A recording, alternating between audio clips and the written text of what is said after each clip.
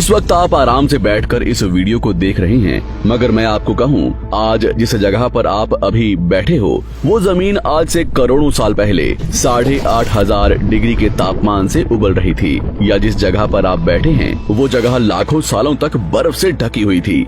ये दोनों बातें सच हैं। इस 15 मिनट की वीडियो के अंदर आप पृथ्वी के 450 करोड़ साल के सफर को देखने वाले हैं। जिस जगह आज हमारा सौरमंडल है, वहाँ विभिन्न प्रकार की गैस और धूल के बादल हुआ करते थे। वैज्ञानिकों के मुताबिक इन धूल के बादलों से दूर एक तारा हुआ करता था। वक्त के साथ साथ उस तारे की ऊर्जा कम होने लगी, जिसके कारण उसके अंदर एक विशाल विस्फोट हुआ। विस्फोट की वजह से अंतरिक्ष की ये धूल एक दूसरे से दबने लगी। इस दौरान बादलों में स्थित धूल के कण दबाव और गर्मी के कारण बड़े उल्कापिंड और पत्थरों में परिवर्तित हो चुके थे, और इसी दबाव की वजह से इन बादलों में स्थित रेडियो एक्टिव पदार्थ ने ग्रेविटी का निर्माण किया। इस ग्रेविटी के कारण बीच में हाइड्रोजन और हीलियम इकट्ठा होने लगे। बीच के इस भयंकर दबाव के कारण एक विशाल विस्फोट हुआ, और इसी विस्फोट के कारण हमारे सूरज का जन्म हुआ। अंतरिक्ष में फैले एस्ट्रॉयड यानी क्षुद्र ग्रहों में भारी वजन की वजह से सूरज के करीब आकर सूरज की परिक्रमा करने लगे। धीरे धीरे इन्हीं एस्ट्रॉयड में भारी टकराव हुआ, जिसके फलस्वरूप मरकरी, विनस, अर्थ और मार्स जैसे ग्रहों का निर्माण हुआ। वैज्ञानिकों के मुताबिक उस वक्त पृथ्वी और मार्स यानी मंगल ग्रह के बीच थिया नामक ग्रह सूरज की परिक्रमा किया करता था। पृथ्वी पर ग्रेविटी होने की वजह से सूरज की परिक्रमा करने वाले एस्ट्रॉयड अब पृथ्वी की परिक्रमा करने लगे, और धीरे धीरे करोड़ों सालों तक ये पृथ्वी पर गिरते रहे। और ऐसी घटना हमारे पड़ोसी ग्रह थिया पर भी हो रही थी, जिसके कारण थिया पृथ्वी के और करीब आने लगा और आकर पृथ्वी से टकराया। इस भयंकर टकराव की वजह से पृथ्वी के हिस्से कणों के रूप में अंतरिक्ष में फैल गए और एक रिंग्स की तरह पृथ्वी की परिक्रमा करने लगे। इन्हीं परिक्रमा करते हुए कणों में टकराव होने लगा, जिसके कारण हमारे चांद का निर्माण हुआ। उस वक्त पृथ्वी पर सिर्फ एक ही समुद्र हुआ करता था, और वो था 1900 डिग्री सेल्सियस की तापमान पर उबलते हुए लावे का। उबल रही थी वो सारी चीजें जिसे आज आप अलग अलग नाम से जानते हैं। वक्त के साथ साथ पृथ्वी धीरे धीरे ठंडी हो रही थी, जिसके कारण पृथ्वी के भारी तत्व जैसे धातु और रेडियो एक्टिव पदार्थ पृथ्वी के केंद्र में जाकर इकट्ठा हो गए, और हल्के पदार्थ पृथ्वी की सतह पर आ गए। लाखों सालों तक पृथ्वी पर उल्कापिंडों की बरसात हुई, और इन गिरते हुए उल्कापिंडों में जमा था नमक, मिनरल्स और पानी। करोड़ों सालों तक इन उल्कापिंडों की बरसात होती रही, और धीरे धीरे पृथ्वी की ऊपरी सतह पानी से ढकने लगी। वैज्ञानिकों के मुताबिक यही वो वक्त था जब दूर गहरे पानी के अंदर निकलते ज्वालामुखियों से पहली बार सूक्ष्म जीवों का निर्माण हुआ। लाखों सालों बाद एक वक्त ऐसा आया जब पृथ्वी की पूरी सतह पानी से ढक चुकी थी। हमारी पृथ्वी के सबसे अंदर का कोर रेडियो एक्टिव पदार्थ से बने होने की वजह से हरदम गर्म होता रहता है, लेकिन जब भी पृथ्वी की ऊपरी जमीन ठंडी हो जाती है, तब पृथ्वी के अंदर की गर्मी बाहर नहीं निकल पाती, जिसके कारण ज्वालामुखियों का निर्माण होता है। और उस वक्त कुछ ऐसा ही हुआ। पानी से ढकी हुई पृथ्वी पर हजारों की तादाद में ज्वालामुखी निकलने लगे, और आने वाले लाखों सालों तक इन ज्वालामुखियों का निकलना जारी रहा, जिससे पानी के ऊपर जमीन का निर्माण हो रहा था। इस वक्त भी पृथ्वी पर वातावरण न होने की वजह से अंतरिक्ष से उल्कापिंडों की बरसात हो रही थी। आज से लगभग 300 करोड़ साल पहले पृथ्वी पर ऐसा वक्त आया जब पृथ्वी का वातावरण लगभग स्थिर होने लगा था। ज्वालामुखी निकलने धीरे हो गए थे, और पृथ्वी का एक दिन 12 घंटे का हुआ करता था। साल बीतते गए, और धीरे धीरे ये सूक्ष्म जीव विकसित होते गए और समूह में रहने लगे।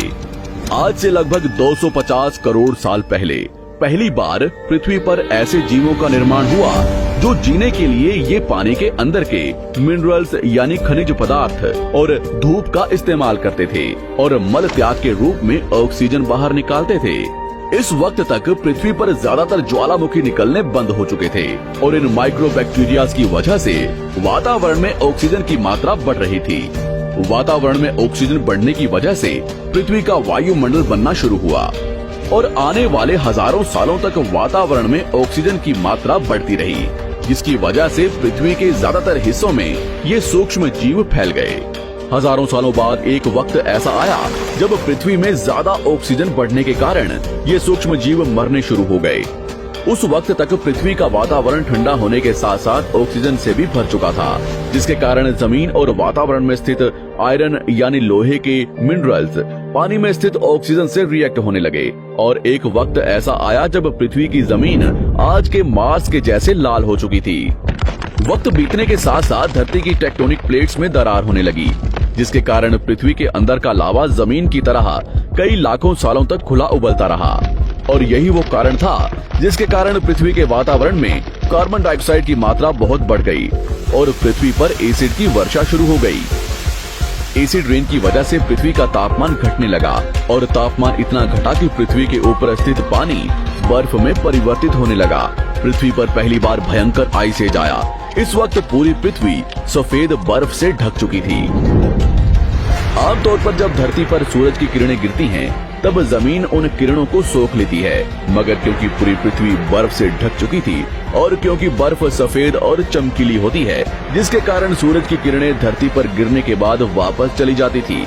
इसी कारण से पृथ्वी कई लाखों सालों तक बर्फ से ढकी रही, मगर फिर से पृथ्वी के अंदर स्थित गर्मी ज्वालामुखी के रूप में निकलना शुरू हो गई और इन ज्वालामुखियों से निकलने वाली गर्मी ने बर्फ को पिघलाना शुरू कर दिया। इसी बीच पृथ्वी की गहराई में बचे कुछ सूक्ष्म जीव धीरे धीरे बदल रहे थे और अब वो ऑक्सीजन को अपने शरीर को बड़ा और जटिल बनाने के लिए इस्तेमाल करने लगे थे। इस बीच पानी में अलग से भी छोटे समुद्री पौधे निकलने शुरू हो चुके थे। बाहर जैसे जैसे ज्वालामुखी निकल रहे थे, वैसे वैसे वातावरण कार्बन डाइऑक्साइड की वजह से गर्म हो रहा था। वक्त के साथ साथ बर्फ तो पिघलने लगी, मगर धरती पर फिर से एसिड की वर्षा शुरू हो गई, जिसके कारण फिर पृथ्वी ठंडी होने लगी और फिर पृथ्वी की ज्यादातर सतह बर्फ से ढक गई। ऐसा बार बार कई हजारों सालों तक होता रहा और इसी कारण से अब समुद्री जीव धीरे धीरे वातावरण के हिसाब से विकसित हो रहे थे। इस बीच कई सारे जीव और समुद्री जंगल्स विलुप्त हो गए, मगर जो बच गए वो धीरे धीरे पृथ्वी के बदलते तापमान के हिसाब से ढलते गए और अब हजारों सालों बाद समुद्री पेड़ बर्फ की वजह से पूरी तरह से मरते या सूखते नहीं थे। अब सूक्ष्म जीव समुद्री जीव बन चुके थे। जब फिर से ज्वालामुखियों ने पृथ्वी की बर्फ को पिघलाना शुरू किया, तब ये समुद्री पेड़ जल्दी विकसित होकर फैल गए। धीरे धीरे वातावरण में ऑक्सीजन की मात्रा बढ़ने लगी और पृथ्वी पर होने वाली एसिड की वर्षा कम होने लगी। वातावरण में ऑक्सीजन आने की वजह से पृथ्वी की ओजोन लेयर्स मोटी होने लगी और आज से लगभग 47 करोड़ साल पहले पृथ्वी की ऊपरी सतह पर पहली बार मोसोस नामक प्लांट उगना शुरू हुआ। वक्त के साथ साथ जमीन पर अलग अलग प्रकार के पौधे और पेड़ उगना शुरू हुए। एक वक्त ऐसा आया जब जमीन के पेड़ों की लंबाई लगभग 80 से 100 फीट जितनी या आज के 5 से 6 मंजिला बिल्डिंग जितनी ऊंची हो चुकी थी। ये वो वक्त था जब समुद्री जानवर समुद्र से बाहर निकल रहे थे और जमीनी जानवरों में परिवर्तित हो रहे थे। धरती की ज्यादातर जमीन एक जगह इकट्ठी हो चुकी थी, जिसे आज हम पैंजिया महाद्वीप के नाम से जानते हैं। पृथ्वी का वातावरण और तापमान लगभग स्थिर हो चुका था और अब करीब 21 से 23 घंटे का दिन हुआ करता था। अब समुद्री जीव पानी से बाहर रहने लगे थे और वातावरण के हिसाब से उनके शरीर का रंग रूप बदल रहा था। धीरे धीरे ये जमीनी जानवर डायनासोर्स में परिवर्तित हो गए। जिन डायनासोर्स ने पेड़ पौधे खाने शुरू कर दिए, उनका शरीर लंबा और विशाल रूप से विकसित होने लगा। कुछ डायनासोर्स शिकार किया करते थे, जिसके कारण वे छोटे और तेज होते चले गए।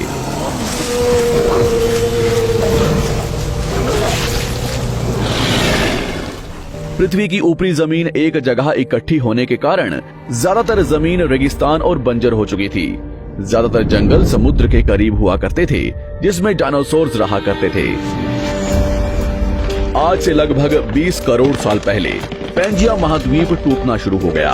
पैंजिया के विभाजित होने की वजह से पृथ्वी की ज्यादातर ऊपरी जमीन पानी के संपर्क में आने लगी, जिसके फलस्वरूप पृथ्वी पर हरियाली बढ़ती गई, जिस वजह से डायनासोर्स और ज्यादा विभिन्न और विशाल होते चले गए। डायनासोर्स ने आने वाले लगभग 20 से 30 करोड़ सालों तक पृथ्वी पर राज किया। उस वक्त डायनासोर्स समुद्र से लेकर जमीन और आसमान तक पूरी पृथ्वी पर राज किया करते थे। इस दौरान अफ्रीका से टूटा भारत सीधे आकर आज के तिब्बत से टकराया और इस टकराव की वजह से हिमालय का निर्माण हुआ। आज से लगभग 6.5 करोड़ साल पहले पृथ्वी की तरफ आज के माउंट एवरेस्ट से भी बड़ा लगभग 4.5 लाख करोड़ किलो जितना वजनिया उल्कापिंड लगभग 80,000 किलोमीटर प्रति घंटे की स्पीड से पृथ्वी की तरफ आ रहा था। पृथ्वी की सतह को छूते ही उसमें भयंकर आग लगी और वो जलते हुए सीधा पृथ्वी से टकराया। इस टकराव से निकलने वाली ऊर्जा आज के 10 करोड़ परमाणु बम एक साथ फटने के बराबर थी। जहां ये उल्कापिंड गिरा वहां के जानवर और पेड़ तुरंत भाप बनकर जल गए। गिरते ही पृथ्वी पर पूरी तरह धूल फैलने लगी। समुद्र में भयंकर बाढ़ आने लगी। भूकंप और आग ने पृथ्वी को जलाना शुरू कर दिया। कुछ ही घंटों में पूरी पृथ्वी के वातावरण में हानिकारक गैस और धूल की वजह से पृथ्वी नर्क हो चुकी थी। डायनासोर्स घुटन, आग और भूखमरी से पूरी तरह विलुप्त हो गए। इस वक्त हमारे पूर्वज जमीन के अंदर रहा करते थे, जिसके कारण वो इस विशाल प्रलय से बच गए। पृथ्वी का वातावरण पूरी तरह से काला और अंधेरा हो चुका था, जिससे धूप भी जमीन तक नहीं पहुंच पा रही थी। पृथ्वी के पेड़ और ज्यादातर जानवर विलुप्त हो गए।